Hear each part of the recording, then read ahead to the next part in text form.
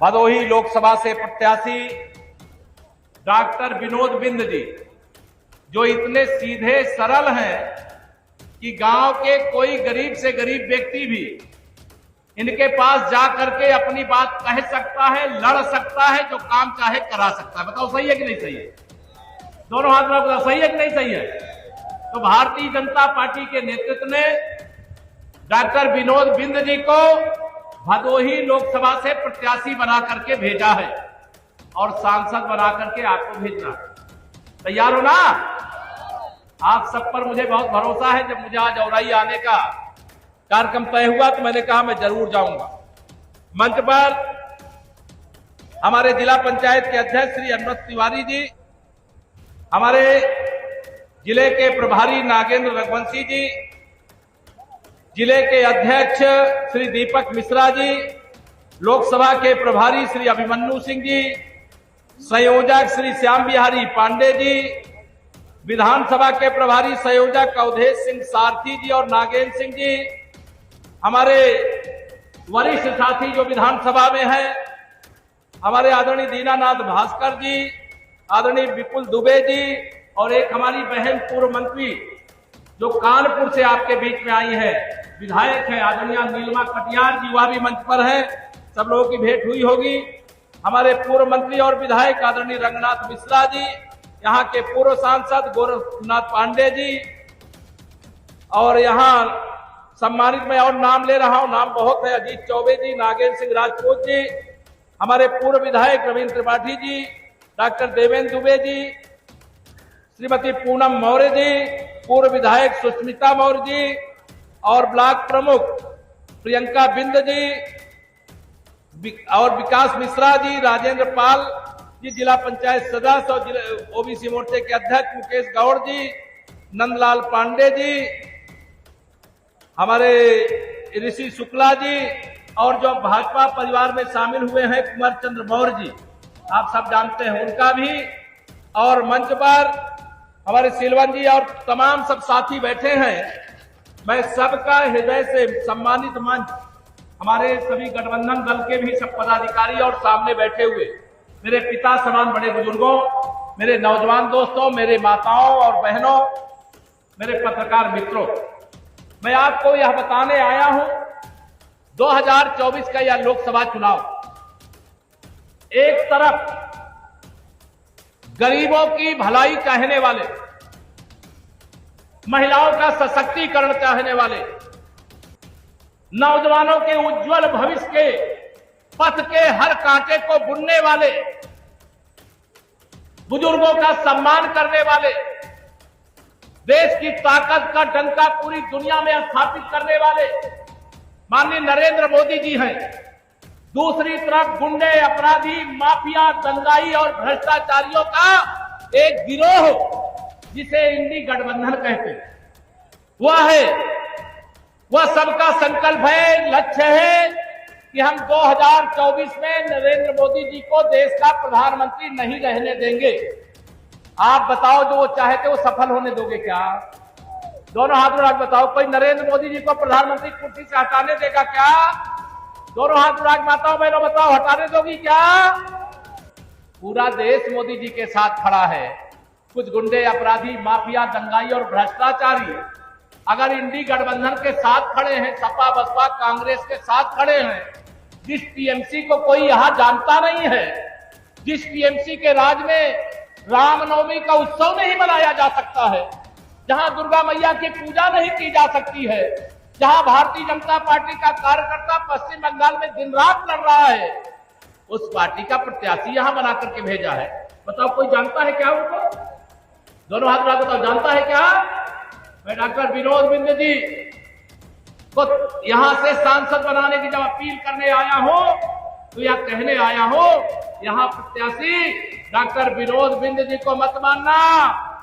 यहां प्रत्याशी बगल वाली सीट से जो आप देश के प्रधानमंत्री हैं और बनने वाले हैं, यहां प्रत्याशी नरेंद्र मोदी जी को मानना,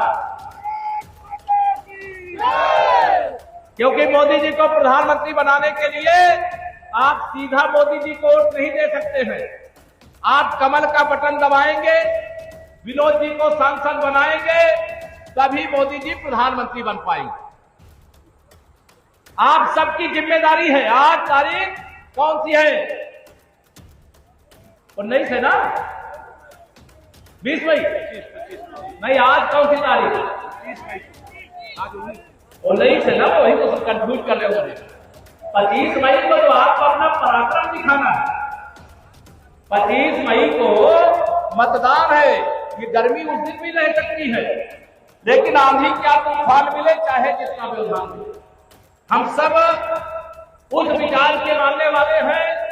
माना आगम आगाध सिंधु है, संघर्षों का पार नहीं, किंतु डूबना मध्यधार में साहस को बेकार नहीं। हम उस लक्ष्य को लेकर के क्या गर्मी कमल खिलाने से रोक पाएगी क्या? दोनों हाथ में बताओ, रोक पाएगी क्या? आप सबको ध्यान रखना है, या वही उत्तर प्रदेश है या वही हिंदुस्तान है। जब मोदी जी देश के प्रधानमंत्री नहीं थे, कितने घर ऐसे थे जिस घरों में दोनों समय भोजन नहीं बनता था? बताओ सही है कि नहीं सही है? मोदी जी आए और उन्होंने व्यवस्था किया कि इस देश का कोई गरीब अब भूखे पेट नहीं सोएगा। उन्होंने व्यवस्था किया कि प्रधानमंत्री गरीब कल्याण अन्न योजना का राशन फ्री में देने का काम करेंगे। बताओ मिल रहा है कि नहीं मिल रहा? नहीं मिल रहा क्या? अच्छा, जब मिल रहा है तो हाथ उठा के बताओ मिल रहा है ना? अब ये विरोधी सब चाहते हैं कि ये राशन की जगह भाषण सुनाओ। जब ये सरकार में थे, अखिलेश यादव जी सरकार में थे उत्तर प्रदेश में, बहन मायावती जी सरकार में थी, और ये जो कांग्रेसी हैं ये तो 60 साल शासन किए। 60 साल सरकार में थे। कभी फ्री में राशन देते थे क्या? दोनों हाथ लगा बताओ, कभी देते थे क्या? अब मोदी जी ने देना शुरू किया। अभी कल एक कांग्रेसी का मैं बयान देख रहा था कि हम आएंगे तो 10 किलो राशन देंगे। कहा है कि नहीं कहा है? वो 10 किलो राशन नहीं देंगे। उनका फार्मूला यहां बैठे हुए बड़े बुजुर्ग जानते होंगे। जब कांग्रेस की देश में सरकार थी, वो कहते थे हम दिल्ली से 1 रुपया भेजते हैं और जिसके पास भेजते हैं 15 पैसा पहुंचता है। वो 10 किलो राशन देने की बात करेंगे, लेकिन मिलेगा 1.5 किलो, 8.5 किलो तो उनके दलाल खा जाएंगे, बेईमान खा जाएंगे। मोदी जी 2-2 की प्रधानमंत्री किसान सम्मान निधि भेजते हैं कि नहीं भेजते हैं? भेजते हैं कि नहीं भेजते हैं? पूरा 2000 मिलता है, उसमें कोई कमीशन जाता है? पूरा 2000 मिलता है कि नहीं मिलता है? अगर ये कांग्रेस वाले होते, सपा बसपा वाले होते, तो आपको 300 रुपया मिलता। 1700 रुपया तो उनके दलाल का फिक्स है। ये मैं नहीं कह रहा हूं, ये कांग्रेस के प्रधानमंत्री राजीव गांधी जी ने संसद में खड़े होकर के कहा है। जो वरिष्ठ नेता लोग हैं उनको मालूम होगा, जो यहां बड़े बुजुर्ग बैठे उनको मालूम होगा। लेकिन मोदी जी ने कहा ना खाऊंगा ना खाने दूंगा, और जिसने भी खाया है मेरे देश को लूटा है, मेरे गरीब को लूटा है, मेरे किसान को लूटा है, मेरे नौजवान को लूटा है। पाई पाई वसूल करके देश की भलाई में, गरीब की भलाई में लगा दूंगा। अब जैसे देश की भलाई की बात आती है, गरीब की भलाई की बात आती है, ये सपा बसपा कांग्रेस वाले बौखला जाते हैं। वो कह रहे हैं हम तो अपनी भलाई की बात करते हैं, मोदी जी तो देश की भलाई की बात करते हैं। वो कहते हैं हम केवल अपने परिवार का सुख चैन जानते हैं, लेकिन मोदी जी तो देश के 140 करोड़ लोगों के जीवन में सुख लाना चाहते हैं। आप बताओ, मोदी जी देश का सुख चाहते हैं, वो अपने परिवार का सुख चाहते हैं। मोदी जी कहते हैं सबका साथ सबका विकास, और वो बेईमान लोग कहते हैं कुछ का साथ और परिवार का विकास। गुंडों का साथ, अपराधियों का साथ, माफियाओं का साथ, भ्रष्टाचारियों का साथ, दंगाइयों का साथ, और परिवार का विकास चाहते हैं। बताओ, परिवार का विकास चाहने वाले चाहिए कि सबका विकास चाहने वाले चाहिए? ये कमल का फूल सबके विकास की गारंटी है, सबके सुरक्षा की गारंटी है, गरीब के जीवन में खुशहाली की गारंटी है। 4 जून का नारा हम लगा रहे, 4 जून को 400 पार नारा लगा रहे हो नहीं लगा रहे? फिर एक बार मोदी सरकार, लेकिन मोदी सरकार 400 पार तब पहुंचेगी जब डॉक्टर विनोद बिंद जी सांसद बनेंगे, जब हमारे उत्तर प्रदेश के 80 की 80 लोकसभा हम जीतेंगे और 80 की 80 लोकसभा जीतने के लिए आपको पसीना बहाना पड़ेगा। बहाओगे? 70 साल से अधिक की उम्र हो गई मेरे प्रधानमंत्री जी की, लेकिन दिन भर दौड़ते हैं, रात में 12 बजे तक काम करते हैं, सुबह फिर 4 बजे से काम शुरू कर देते हैं। उनसे पूछो इतनी मेहनत क्यों करते हो? कहते मेरा परिवार बड़ा है। मुझे कितना बड़ा है? तो कहते मेरे परिवार में 140 करोड़ लोग हैं, मुझे उन सब की चिंता है, मुझे देश की चिंता है, इसलिए मैं इतना काम करता हूं। क्या पहले कभी देश के प्रधानमंत्रियों को, प्रदेश के मुख्यमंत्रियों को इतनी मेहनत करते देखा था क्या? देखा था क्या? दोनों हाथ उठा के बताओ, देखा था क्या? मोदी जी 2002 से मुख्यमंत्री बने थे और 2024 में प्रधानमंत्री हैं, लेकिन वो अपने कभी प्रधानमंत्री कहते हैं क्या? वो प्रधान सेवक कहते हैं। उनका लक्ष्य सबकी सेवा में समर्पित रहना है और इन सबका लक्ष्य शोषण में, कैसे गरीबों का खून चूस लो, अपना खून बढ़ा लो। लेकिन उनको मालूम नहीं था गरीब की ताकत कितनी बड़ी होती है।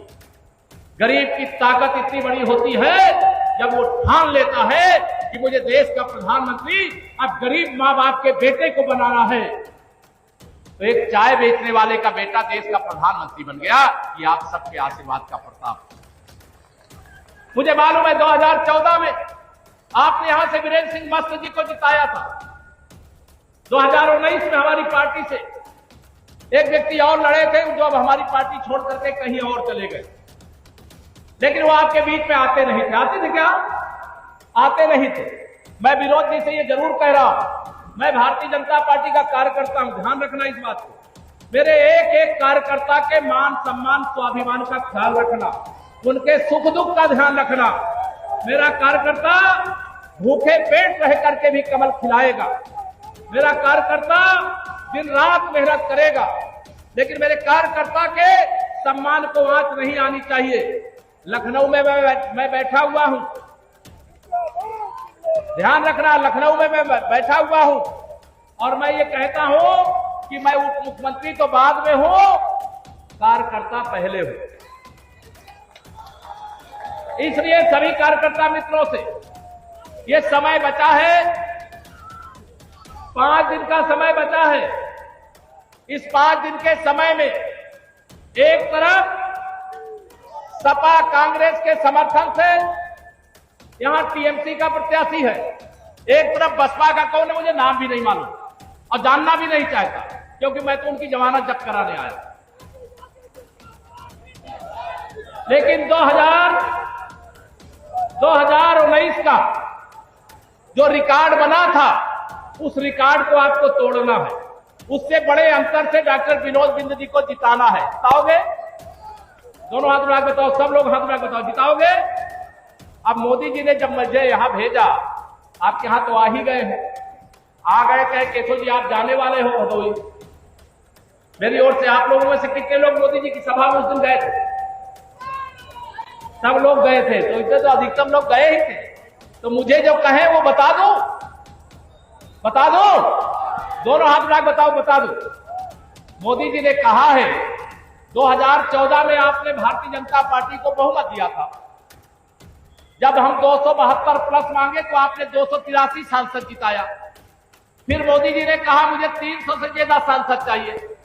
300 से ज्यादा सांसद जीतने का लक्ष्य रखा और इधर सपा बसपा कांग्रेस सब मिलकर गठबंधन कर लिए कि मोदी जी को प्रधानमंत्री नहीं बनने देना है।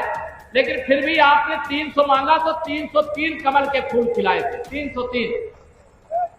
अब जब 303 कमल के फूल खिलाए, तब मोदी जी ने 500 साल से अयोध्या में रामलला के भव्य मंदिर निर्माण की हमारे पुरखों ने भी लड़ाई लिया, बलिदान दिया। और रामलला का मंदिर मोदी जी ने बनवाया कि नहीं बनवाया? दोनों हाथ उठा के बताओ तो बनवाया कि नहीं बनवाया?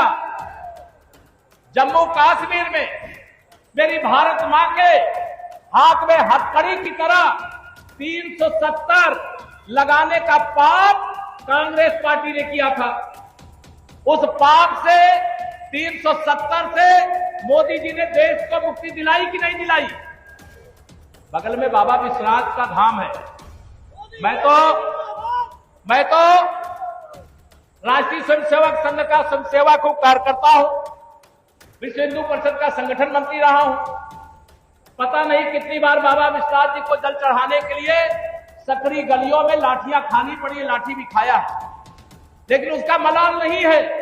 जब आज देखता हूं बाबा विश्वनाथ का दिव्य धाम बनकर के तैयार हो गया है तो 56 का सीना हो जाता है कि वाह, माननीय नरेंद्र मोदी जी ने अयोध्या के रामलला का मंदिर बना दिया, बाबा विश्वनाथ का धाम बना दिया। और विश्वास रखना, देर है अंधेर नहीं है, न्याय काशी में भी मिलेगा, न्याय मथुरा में भी मिलेगा। अब मोदी जी ने 370 हटाया है, तो मैं आप सबसे ये कहना चाहता हूं, मोदी जी का कहा हुआ विषय आपके सामने रखना चाहता हूं कि आने वाली 25 तारीख को 2019 में जितना वोट आपने अपने बूथ पर दिलाया था, उसमें 370 वोट और बढ़ाना। 2019 में जितना दिलाया था 370 और बढ़ाना है। जो बढ़ा सकते जरा हाथ उठा के बताओ। सब लोग बढ़ा लोगे? देख लेना भाई, मैं मोदी जी को बता दूंगा। तो आप सब अगर हर बूथ पे 370 वोट बढ़ा दोगे तो मैं दावे के साथ कह सकता हूं विपक्षी प्रत्याशियों की जमानत कोई बचा नहीं सकता। और याद रखना, समाजवादी पार्टी की देश में मोदी जी की सरकार बनने के बाद प्रदेश में भी आपने भारतीय जनता पार्टी की सरकार बनाया था। मैं उसके लिए आप सबका वंदन अभिनंदन करता हूं। आप बताओ, योगी जी के नेतृत्व में जब से हमारी प्रदेश में सरकार बनी है, कोई गुंडाई कर पा रहा है क्या? जोर से बताओ। लगता है कि गुंडाई अभी थोड़ी बहुत हो रही है क्या? जब सपा की सरकार थी तो जिस गाड़ी में सपा का झंडा, उस गाड़ी में बैठा गुंडा रहता था कि नहीं रहता था? दोनों हाथ में बताओ, रहता था कि नहीं रहता था? और सपा की सरकार के समय सपाइयों का नारा, खाली प्लाट हमारा, रहता था कि नहीं रहता था? बताओ। अब समाजवादी पार्टी के मुखिया श्री अखिलेश यादव जी बड़ी बड़ी डींगे हाँकते हैं कि हम उत्तर प्रदेश में 79 सीटें जीतेंगे। सुना कि नहीं आप लोगों ने? सुना। मैं श्री अखिलेश जी से कहना चाहता हूं, मैं वही बता रहा हूं, 2014 का लोकसभा चुनाव याद नहीं है? जब मुख्यमंत्री अखिलेश यादव जी आप थे, हम 73 लोकसभा सीटें जीते थे। 2017 में विधानसभा का चुनाव हुआ और मुख्यमंत्री अखिलेश यादव जी आप थे, हम 325 विधानसभा सीटें जीते थे इसी उत्तर प्रदेश के अंदर। 2019 में सारे विपक्षी एक हो गए थे, तब भी 64 सांसद जिता करके 51% वोट हमने प्राप्त किया था। और 2022 में तो गुंडागर्दी चुनाव के समय ही बढ़ गई थी कि नहीं बढ़ गई थी? उनको ऐसा लगने लगा कि अब सरकार आने वाली है, अब सबको पीटना शुरू करेंगे, वसूलना शुरू करेंगे, दलाली करना शुरू करेंगे। उनका तो 7वें आसमान में उनकी गुंडागर्दी बढ़ गई। तो उनकी गुंडागर्दी को आपने बढ़ने नहीं दिया। इसलिए मैं कहता हूं कि सपा को 2024 में, सपा का नाम समाजवादी पार्टी है, इस समाजवादी पार्टी को समाप्तवादी पार्टी बना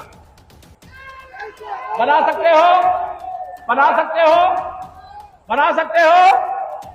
तो देखिए, मैं एक ही नारा लगाता हूं, कांग्रेस मुक्त भारत देश, सपा बसपा से मुक्त उत्तर प्रदेश।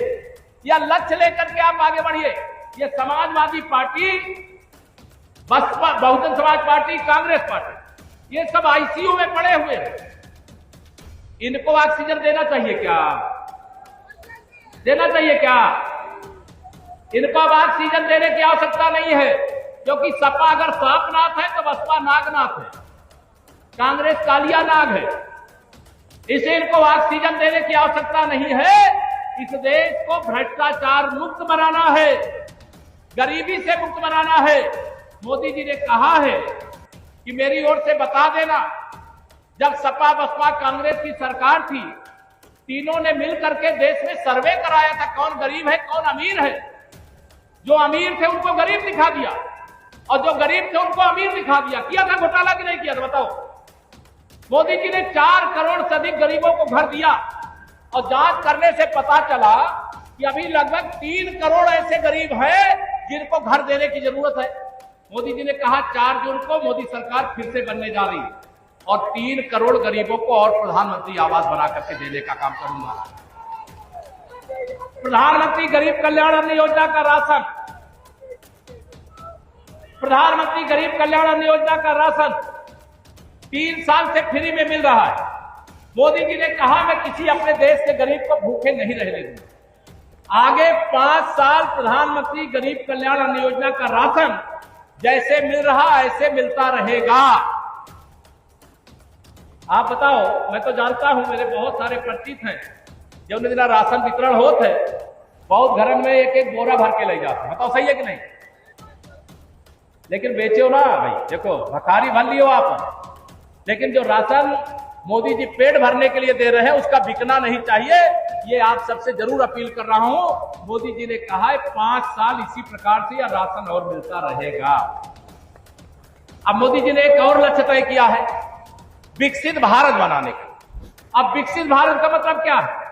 विकसित भारत का मतलब गरीबी की गरीबी दूर करना है, नौजवानों के लिए रोजगार के अंबार लगा के खड़ा करना है, महिलाओं का सशक्तिकरण करना। 3 करोड़ महिलाओं को लखपति दीदी बनाना है। लखपति दीदी कोई समूह से जुड़ी हुई दीदियां हैं मेरी यहाँ की नहीं है तो यहाँ पे 3 करोड़ लखपति दीदी बनाने का मोदी जी ने लक्ष्य रखा है। आप सबकी जिम्मेदारी है। आधी आबादी की पूजा करते हैं माननीय प्रधानमंत्री नरेंद्र मोदी जी, उसे पूरे देश को अपना परिवार मानते हैं। अभी नया संसद भवन बनाया, नए संसद भवन का जो पहला कानून बना है नारी शक्ति बंधन अधिनियम 2023, जिसमें आने वाले समय में अब 100 में से 33 महिलाएं विधायक और सांसद बनेंगी। ये मोदी की गारंटी है। विकसित भारत नौजवानों को रोजगार के अंबार लगाने की गारंटी है। हमारा जो अन्नदाता किसान है, बहुत सारे पहले कर्ज लेकर के तब बीज का पैसा, पानी का पैसा, बताओ होता था कि नहीं? बीज पानी का पैसा देना मुश्किल होता था और कई बार तो कुछ बड़े लोग अपन ट्यूबवेल लगाए हैं तो वह ट्यूबवेल से पानी तब तक नहीं देते रहे जब तक खेत सुखाए न जाए। बताओ सही है कि नहीं सही है? लेकिन अब मोदी जी बैठे हैं, उन्होंने कहा हर खेत तक पानी पहुंचाएंगे, ये मोदी की गारंटी है। और जो ट्यूबवेल लगाए हैं ना बिजली के कनेक्शन से, हम लोगों को मोदी जी ने कहा था इनका बिजली का बिल माफ करो और सिंचाई की सुविधा सबको उपलब्ध कराओ। हमारे किसान की आमदनी बढ़ाने के लिए उसे सिंचाई की सुविधा भी मिलनी चाहिए, अच्छे बीज भी मिलनी चाहिए, अच्छे फसल भी बोने की व्यवस्था होनी चाहिए। वह सब कुछ करने का काम मोदी जी सब कुछ सोचते हैं, सब कुछ करने की तैयारी कर चुके हैं। 4 जून के बाद 100 दिन का रोड मैप उनका तैयार है। उन्होंने 25 दिन का रोड मैप कहा है कि मैं देश के युवाओं के नाम करूंगा कि विकसित भारत कैसा होना चाहिए। ये युवा अभी से उसकी तैयारी करें, उसको बतावें। इसलिए मैं आज आप सब लोगों से कहूंगा, आप सबसे कहूंगा कि मोदी जी बताओ गरीबों के मसीहा हैं कि नहीं? और अखिलेश जी के मसीहा कौन है जानते हो आप लोग? बता दो। गरीबों के मसीहा मोदी जी हैं, लेकिन अखिलेश यादव के मसीहा माफिया मुख्तार अंसारी है। आप बताओ मुख्तार अंसारी को मसीहा कहा जा सकता है क्या? बताओ, दोनों हाथ उठाकर बताओ। और ये समाजवादी पार्टी वाले थोड़ी भी ऑक्सीजन पा जाए ना तो 1 लाख मुख्तार अंसारी और 1 लाख अतीक अहमद तैयार कर देंगे। हमें अतीक अहमद अंसारी जैसे लोग चाहिए क्या? अरे जो देश की सेवा करे, गरीब की सेवा करे, माताओं बहनों की सेवा करे, बुजुर्गों की सेवा करे, गांव का विकास करे, किसान का उत्थान करे, भदोही को आगे बढ़ाने का काम करे, हमें वह लोग चाहिए। हमें जनता का खून चूसने वाले नहीं चाहिए, जनता को लूटने वाले नहीं चाहिए, जनता को लूट करके अपनी तिजोरियां भर लिए। अब मोदी जी जब उसका हिसाब करने के लिए निकलते हैं, छापे डलवाते हैं, तो जितना पांडाल ये पूरा भरा है ना खचा खचा आपका, इससे दुगना तिगुना नोट निकलती है, नोट 500-500 वाली। अब कह रहे छापा मत डालो। बताओ छापा डालना चाहिए कि नहीं डालना चाहिए? आज अखिलेश यादव जी ने कहा है कि जो छापा डालने वाली एजेंसी है सीबीआई और ईडी को बंद कर देना चाहिए। चोर के दाढ़ी में तिनका। अगर वो ईडी और सीबीआई, आपको बता दूं जानकारी के लिए, 100 छापे मारे हैं तो 98 में माल बरामद हुआ है। गरीबों से लूटा गया धन बरामद हुआ है, देश को लूटा गया धन बरामद हुआ है। अब मोदी जी जो देश और गरीब को लूटने वाले हैं उनसे वसूली कर रहे हैं, तो अखिलेश यादव जी कह रहे हैं ईडी सीबीआई बंद कर दो। अरे काहे बंद कर दे भैया, अभी तो हिसाब की शुरुआत हुई है। 4 जून के बाद तो पूरा हिसाब होगा। मोदी जी ने कहा 10 साल जो देखा है वो तो ट्रेलर था, पूरी पिक्चर तो 4 जून के बाद दिखाई जाएगी, 4 जून के बाद। इसलिए आप सबसे मैं यहां पे ये विनती करता हूं, निवेदन करता हूं, समय कम है, गर्मी बहुत है। मैं जानता हूं आप बैठे हैं, जब तक मैं भाषण देता रहूंगा आप बैठे भी रहोगे, सुनते रहोगे, लेकिन इसके बाद भी मैं सोचता हूं भाषण ज्यादा 4 जून के बाद, कोई जब गर्मी कम हो जाएगी, जब कमल खिल जाएगा, तीसरी बार मोदी सरकार बन जाएगी, तब उसके बाद लंबा भाषण सुनाया जाएगा। आज तो आप सबसे मैं यही कहूंगा कि घर घर में खुशहाली पहुंचे, बस इतना फर्ज निभा देना, बाकी सब मोदी कर देंगे।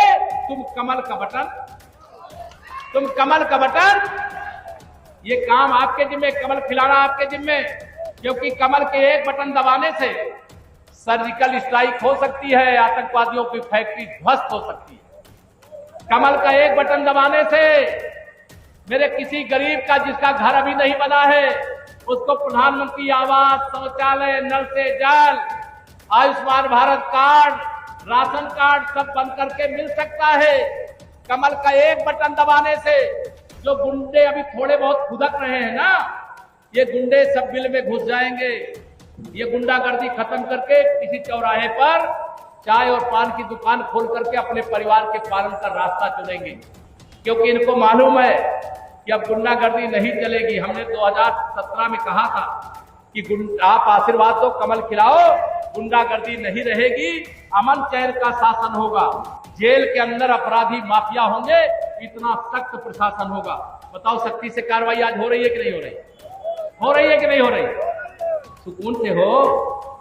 अब बेटी सुबह चाहे घर से निकले शाम को आवे, चाहे शाम को निकले और रात में भी कोचिंग करके आवे, पढ़ाई करके आवे, अपना कोई काम धाम करके तो काम धाम करके आवे, तो घर में किसी को डर लगता है? आज तो नहीं डरता है ना। घर का कोई भी सदस्य बाहर जाए तो सुरक्षित आएगा, इस बात की गारंटी है। और कोई अगर गलती से भी हमारे किसी 25 करोड़ प्रदेशवासियों में से किसी को खरोच भी लगाने की कोशिश किया तो उसको मालूम है कि उसको उल्टा लटका करके सीधा कर दिया जाएगा, उल्टा लटका कर सीधा कर दिया जाएगा। आज आप सबके कारण से ये ताकत आई।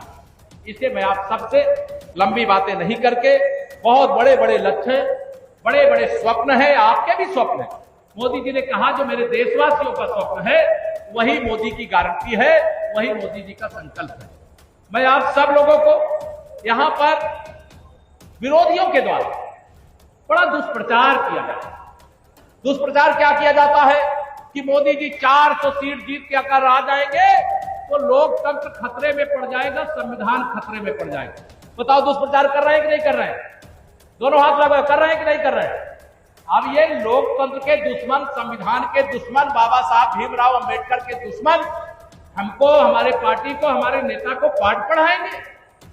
माननीय नरेंद्र मोदी जी वह नेता हैं जो सांसद बनने के बाद जब संसद भवन में गए थे तो जैसे मंदिर के द्वार पर माथा टेका जाता है, मोदी जी ने जब द्वार पर माथा टेका, पत्रकारों ने पूछा मोदी जी ये माथा क्यों टेक रहे हो?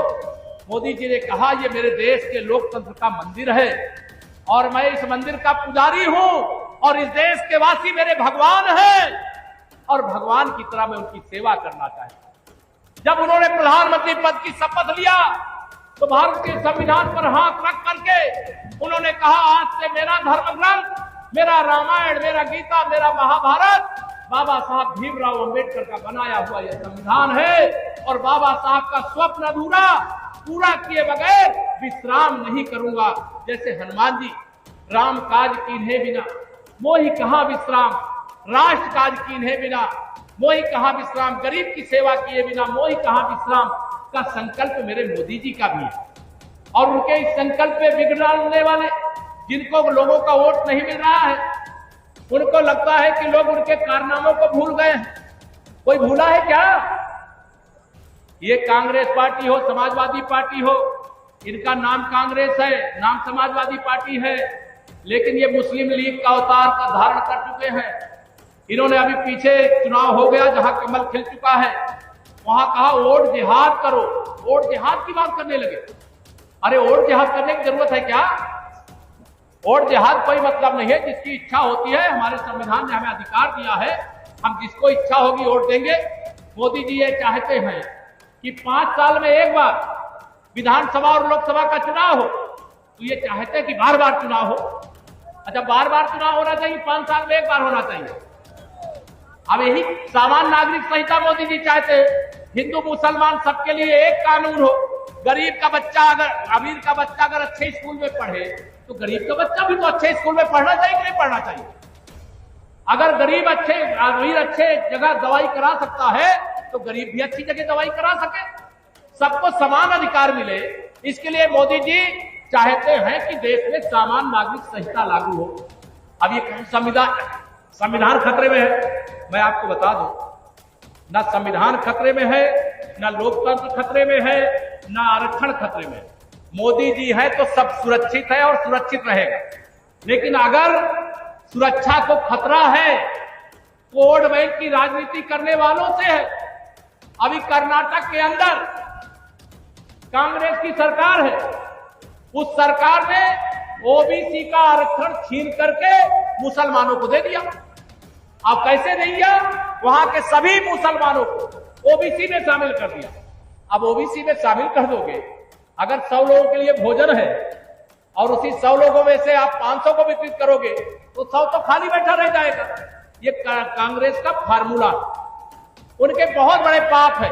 आप कांग्रेस के कारनामों को जानते हो, वो भ्रष्टाचार। मैं कांग्रेस को कहता हूं, कांग्रेस भ्रष्टाचार के अम्मा की अम्मा है, और उसके समर्थक ये सपा, बसपा, टीएमसी, बीएमसी, दुनिया भर की ये सारे लोग हैं।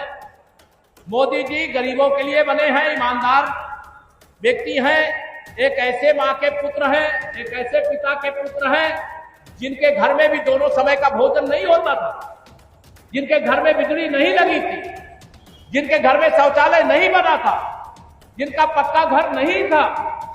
जब वो प्रधानमंत्री बने तो उन्होंने कहा था, जो गरीबी के कारण मेरे माँ बाप ने कष्ट सहा है, मैं अब गरीबों के आशीर्वाद से देश का प्रधानमंत्री बना हूं। जो मेरे माँ बाप ने कष्ट सहा है, इस देश के किसी गरीब माँ बाप को वह कष्ट नहीं सहने दूंगा। इसके लिए मोदी जी बने हैं। इसे आप सबसे निवेदन करूंगा कि विश्वास करो तुम मोदी पर, यह नव युग का निर्माता है। ऐसा नेता इस धरती पर एक बार ही आप सबके कंधे पर 25 मई की जिम्मेदारी सौंप करके, मैं यहां आगे भी कार्यक्रम है, मैं उसमें जाऊंगा। 25 मई को जाइएगा सब कुछ भूल, याद रखिएगा नरेंद्र मोदी और कमल का फूल। यही आप सबसे विनती करता हूं। माताओं बहनों, मैं जानता हूं कई लोग माताओं के घर में सपा, बसपा, कांग्रेस वाले कहीं रहते हैं, तो मैं देखता हूं उस घर में लड़ाई चल रही है, क्योंकि माताओं ने तय कर लिया कि हम तो मोदी जी को ही लाएंगे। बताओ सही है कि नहीं सही? सबने तय कर लिया है मोदी जी को लाएंगे। अब उनके घर के जो पुरुष हैं वो सोचते हैं कि मोदी जी के खिलाफ वोट दे दें, तो उनको मालूम नहीं है माताओं बहनों ने मोदी जी को आशीर्वाद दे दिया है। चुनाव तो औपचारिकता है। अगर बिना चुनाव के प्रधानमंत्री तीसरी बार मोदी जी को बनाना होता, मेरी माताएं बहनें कब के बना देती। बताओ सही है कि नहीं सही है? आप सबको आशीर्वाद देना है, बड़े बुजुर्गों को आशीर्वाद देना है। नौजवानों, 2047 का विकसित भारत आपके लिए बना रहे मोदी। इसे 2024 के इस लोकसभा चुनाव से देश 5 साल नहीं 100 साल आगे बढ़ेगा, 100 साल आगे बढ़ेगा। इस विश्वास के साथ आप अपने अपने बूथ पे 2019 में जितना वोट मिला था, उसमें 370 वोट और डलवा करके भारत माँ की पूजा करिए, गरीब की पूजा करिए, किसान की पूजा करिए, माताओं बहनों की पूजा करिए। बड़े बुजुर्गों की पूजा करिए और तीसरी बार मोदी सरकार बना करके मेरे भाई विनोद जी को यहां से सांसद बना करके भेजिए। इतना ही निवेदन करके देता हूं अपनी वाणी को विराम। जरा दोनों हाथ उठा करके बोलिए जय श्री राम, जय श्री राम। आकाश भूमि न्यूज राष्ट्रीय समाचार पत्र व वेब न्यूज चैनल, निडर पत्रकारिता की एक अनोखी झलक। नमस्कार, जय हिंद, वंदे मातरम। आप देख रहे हैं आकाश भूमि न्यूज। मैं हूं दीपक मिश्रा।